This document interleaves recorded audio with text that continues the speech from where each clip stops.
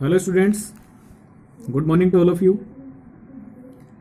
आज हम स्टार्ट करते हैं राइट सर्कुलर सिलेंडर, जो आपकी एक्सरसाइज 13.2 है।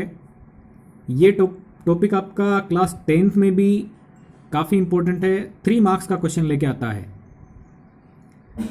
देखिएगा, राइट सर्कुलर सिलेंडर में राइट का मतलब है 90 डिग्री एंगल से, सर्कुलर का मतलब सर्कल की शेप में बेस और टॉप होते हैं। ये सिलेंडर है राइट सर्कुलर सिलेंडर, क्योंकि रेडियस और हाइट के बीच में एंगल 90 डिग्री है, इसलिए इस सिलेंडर का नाम क्या हो गया? Right circular cylinder. यानी ये जो इसका बेस है वो बेस इसकी हाइट के परपेंडिकुलर है, और जो इसका टॉप है वो भी इस हाइट के परपेंडिकुलर है। यदि यहां पर हम रेडियस और हाइट के बीच में एंगल देखें, ये रेडियस है और ये हाइट है, इसके बीच में एंगल है वो 90 डिग्री का है। तो ये है आपका राइट सर्कुलर सिलेंडर। इसमें 3 फेस होते हैं। एक होता है टॉप फेस जो सर्कुलर शेप का है, और एक होता है बॉटम फेस जो भी सर्कुलर शेप का है। ये दोनों कॉन्ग्रुएंट होते हैं, यानी बिल्कुल सेम। और जो घुमावदार सरफेस है वो है कर्व्ड सरफेस।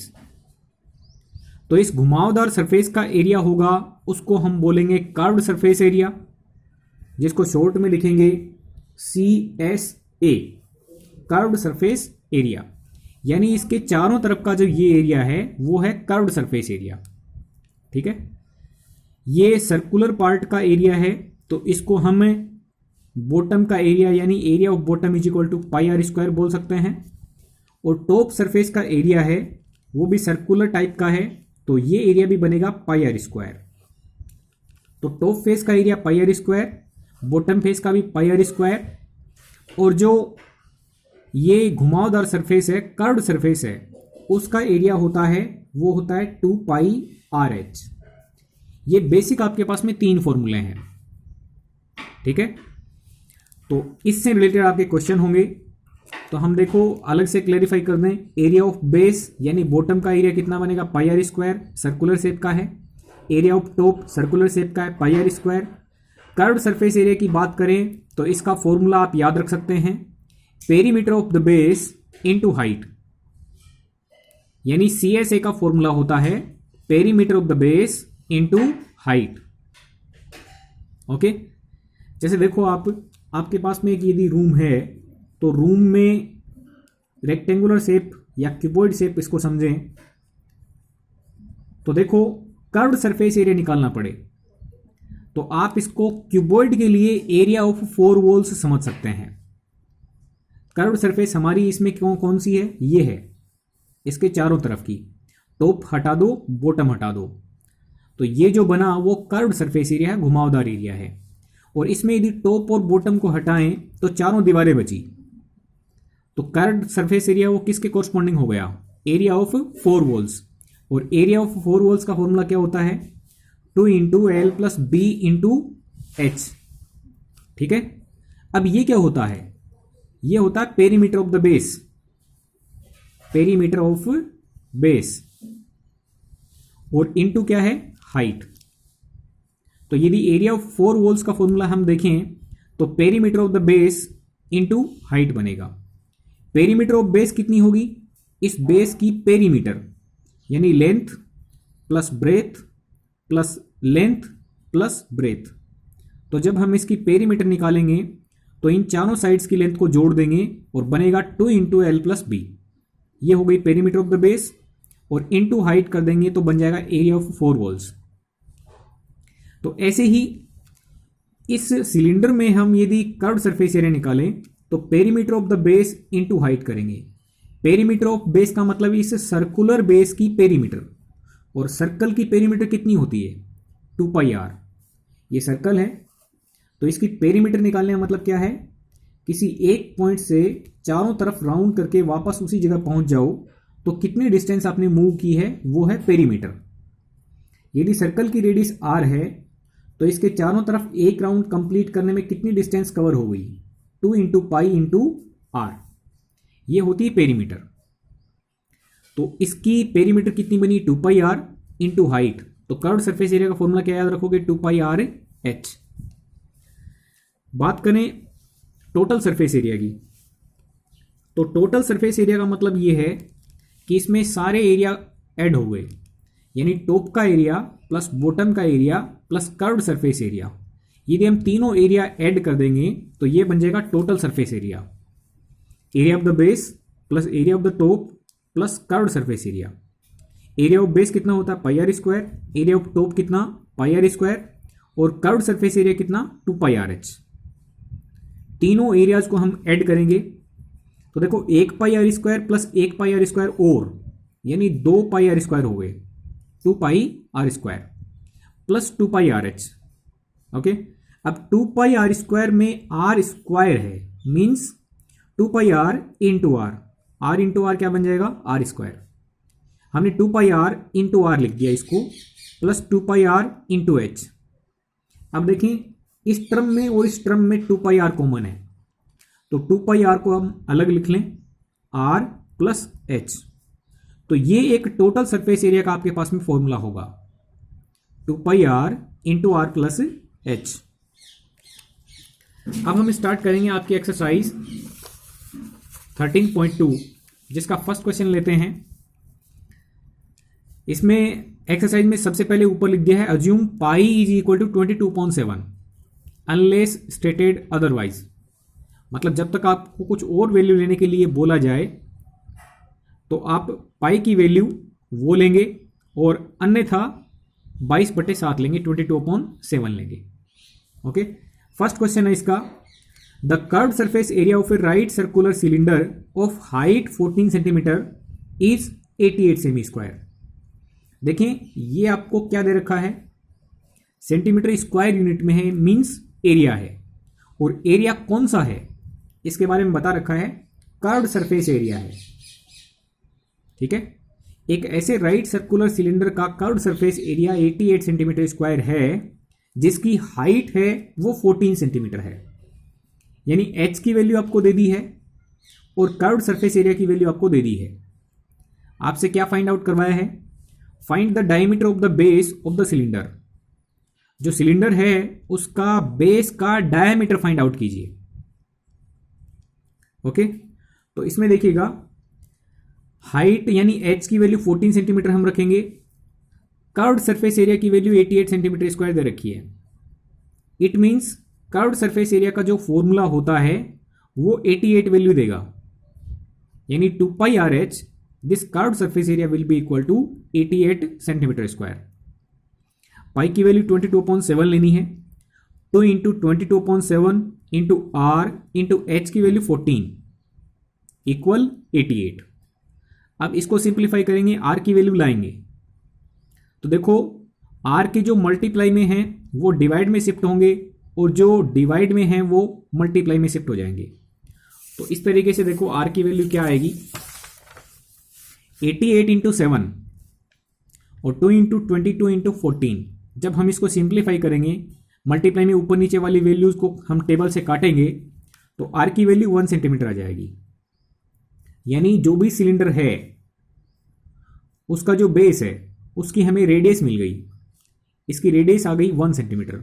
तो आप जानते हैं रेडियस का डबल कर दें तो ये बन जाता है इसका डायमीटर, यानी बाउंड्री वाले पॉइंट से बाउंड्री वाले पॉइंट की सेंटर पॉइंट से पास होते हुए टोटल डिस्टेंस। ये इसका बेस कुछ इस तरीके का है, ये रेडियस है, और यदि सेंटर पॉइंट से हम इस तरीके से ये देखें टोटल लेंथ बाउंड्री वाले पॉइंट से बाउंड्री वाले पॉइंट तक की, तो आर ये और आर ये, यानी टोटल ये बन गई 2r। तो ये क्या बन जाता है, डायमीटर, यानी रेडियस का डबल करने से डायमीटर मिल जाता है। तो diameter of the base will be equal to 2 multiply the radius of the base. Radius हमने 1 निकाल ली है, 2 इंटू 1 बन जाएगा 2 सेंटीमीटर। ओके, ये था आपका क्वेश्चन नंबर फर्स्ट।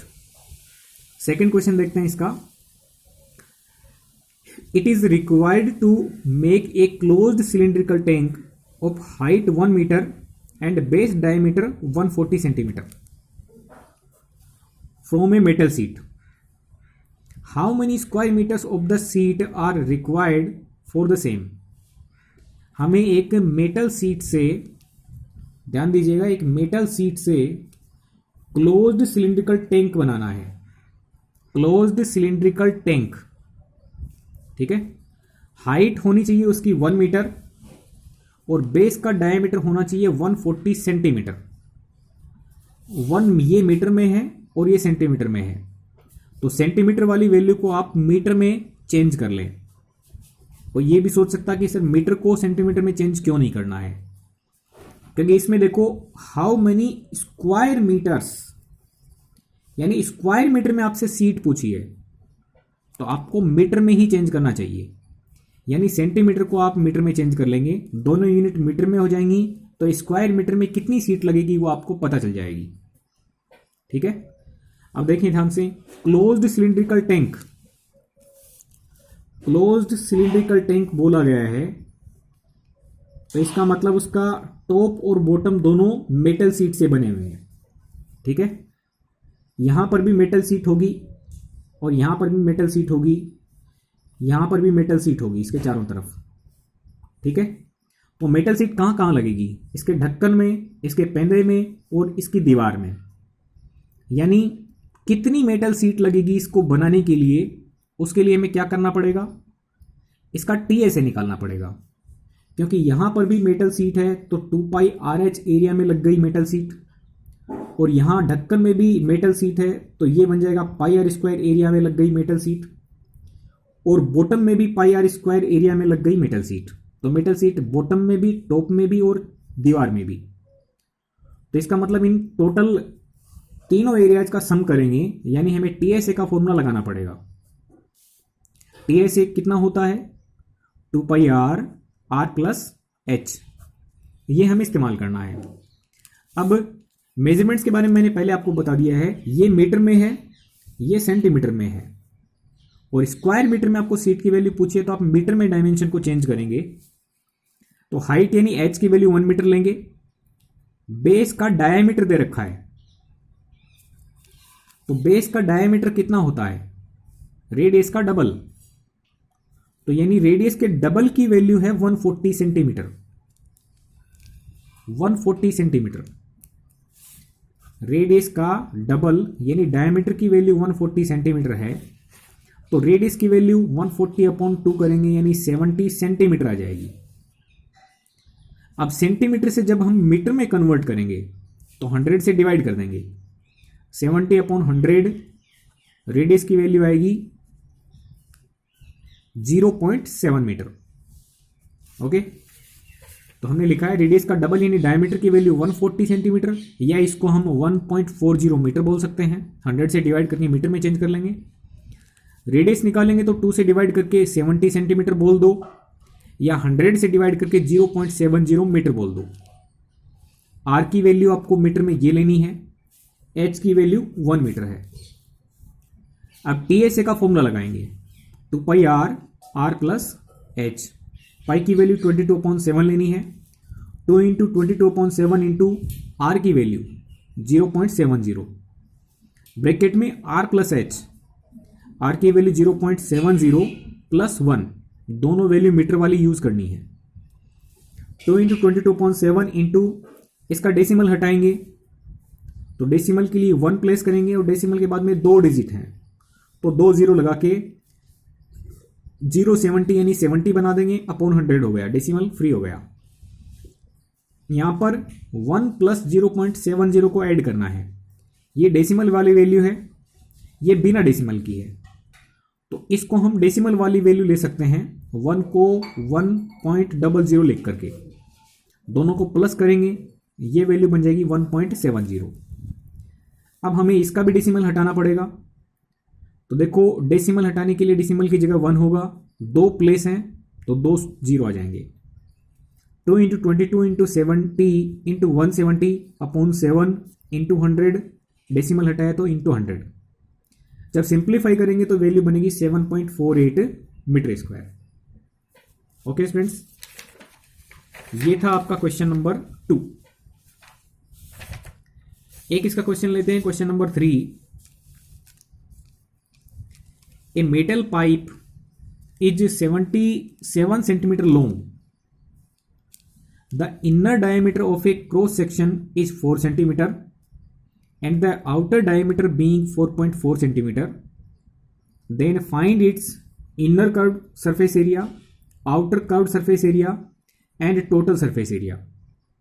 ओके, ये आपको 3 इंफॉर्मेशन पूछी है। देखिए क्या रखा आपको, मेटल पाइप है। अब पाइप आप जानते हैं खोखला है, लेकिन मेटल पाइप है तो उसके कुछ ना कुछ दीवार की मोटाई जरूर होगी, और इसी वजह से उसने 2 इंफॉर्मेशन दी हैं आपको। सपोज ये पाइप आपका इतनी मोटाई का है, तो पाइप को आप यदि ऊपर से देखेंगे तो इस दीवार की मोटाई आपको इस तरीके से दिखाई देगी। बॉटम में भी सेम होगा क्योंकि पाइप थ्रू आउट सेम मोटाई का है। जो आउटर डायमीटर है, आउटर डायमीटर मीन्स आउटर वाले बाउंड्री पॉइंट से आउटर वाले बाउंड्री पॉइंट तक की टोटल डिस्टेंस। आप इसके जब ऊपर वाले फेस को देखेंगे तो इस तरीके से आपको दिखाई देगा। ये पाइप की दीवार है, ये इसकी मोटाई रहेगी, और ये पाइप अंदर से खोखला है। तो जब इसका बाहर वाला डायमीटर आप देखेंगे तो इस वाले पॉइंट से और इस वाले पॉइंट तक की टोटल ये डिस्टेंस है वो है 4.4 सेंटीमीटर। ठीक है, यानी यदि हम आउटर डायमीटर की बात करें तो आउटर रेडियस का डबल। आउटर रेडियस कितनी, सेंटर पॉइंट से आउटर बाउंड्री पॉइंट तक की डिस्टेंस, ये हो गई आउटर रेडियस कैपिटल आर। ठीक है, तो इस आउटर रेडियस का डबल हो गया आउटर डायमीटर। यदि अंदर वाली रेडियस की बात करें तो इसको हम स्मॉल लेटर आर से रिप्रेजेंट कर रहे हैं, तो ये हो जाएगा स्मॉल आर, और इस स्मॉल आर का डबल हो जाएगा इनर डायमीटर। ठीक है, तो इसकी वैल्यू आपको 4 सेंटीमीटर दे रखी है, आउटर डायमीटर इसकी वैल्यू दे रखी है 4.4 सेंटीमीटर। 77 सेंटीमीटर लॉन्ग बताया है, इसका मतलब ये पाइप की लेंथ हो गई, तो ये पाइप की हाइट के इक्वल होगी। सिलेंडर में ये हाइट होती है। इस इंफॉर्मेशन को आपको यूज करते हुए इन तीनों क्वेश्चन के आंसर देने हैं। पहले हम लिख देंगे given that length of the pipe means the value of h will be equal to 77 centimeter. Inner diameter means double of the inner radius, that is equal to 4 centimeter. Means inner radius की value निकालेंगे तो 2 multiply से divide में shift कर देंगे। 4 divided by 2 centimetre आ गई inner radius. Outer diameter means outer radius का double, ये 4.4 सेंटीमीटर आपको दे रखा है। आउटर रेडियस की वैल्यू निकालेंगे तो 2 मल्टीप्लाई से डिवाइड में शिफ्ट करेंगे। 4.4 डिवाइडेड बाई 2 मीन्स वैल्यू बनेगी 2.2 सेंटीमीटर। अब फॉर्मूले लगेंगे इनर कर्व्ड सरफेस एरिया। तो ध्यान दीजिएगा, इनर कर्व्ड सरफेस एरिया का मतलब क्या है, जो अंदर से आपको इसकी सरफेस दिखाई दे रही है, ये गोल घुमावदार, तो अंदर से इसका एरिया कितना होगा वो आपसे पूछा है। तो कर्व्ड सरफेस एरिया का फॉर्मूला 2πRh होता है। यदि इनर सरफेस का एरिया निकाल रहे हैं तो इनर रेडियस काम में आएगी, यहां से लेके यहां तक की स्मॉल आर, तो 2πrh। आर की वैल्यू डाल देंगे, ये वैल्यू बनेगी 968 सेंटीमीटर स्क्वायर। जब हम आउटर कर्व्ड सरफेस एरिया निकालेंगे तो इसमें 2πRh फॉर्मूला लगेगा, लेकिन आउटर रेडियस काम में आएगी, क्योंकि बाहर वाला एरिया निकालेंगे तो ऑब्वियसली बड़ा आएगा बाहर वाला एरिया, क्योंकि बाहर की रेडियस ज़्यादा है। तो आउटर सरफेस एरिया के लिए हम कैपिटल आर यूज करेंगे, 2 into pi into 2.2 into 77। Simplify करेंगे तो 1064.8। ओके, अब जो थर्ड पार्ट है वो इंपॉर्टेंट है, टोटल सरफेस एरिया। तो मैंने आपको बताया था टोटल सरफेस एरिया में हम क्या करते हैं, जो कर्व्ड सरफेस एरिया है वो प्लस में टॉप एरिया, बॉटम एरिया, ये तीनों हम ऐड कर लेते हैं तो हमें टोटल सरफेस एरिया मिल जाता है।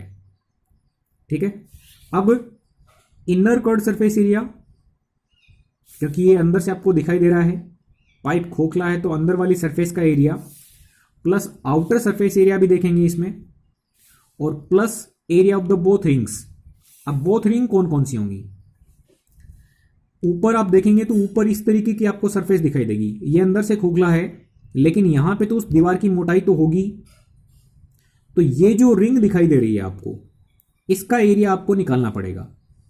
तो इस रिंग का एरिया निकालने का फॉर्मूला क्या होता है, पाई आउटर रेडियस का स्क्वायर माइनस इनर रेडियस का स्क्वायर, ये फॉर्मूला होता है। इस रिंग का एरिया निकालने का फॉर्मूला क्या होता है, पाई इंटू एक्सटर्नल रेडियस का स्क्वायर माइनस इनर रेडियस का स्क्वायर, ये होता है एरिया ऑफ रिंग। ओके, तो इसमें ऊपर वाली रिंग का फॉर्मूला भी यही होगा और नीचे भी इसी टाइप की रिंग होगी, तो नीचे वाला एरिया भी pi into capital r square minus small r square. तो जब हम टॉप वाला एरिया और प्लस करेंगे बॉटम वाला एरिया, जब दोनों एरिया हम ऐड करेंगे तो ऐसी वैल्यू 2 हो गई, मीन्स दोनों का ऐड करके टोटल एरिया कितना बन गया, 2 pi r square minus r square.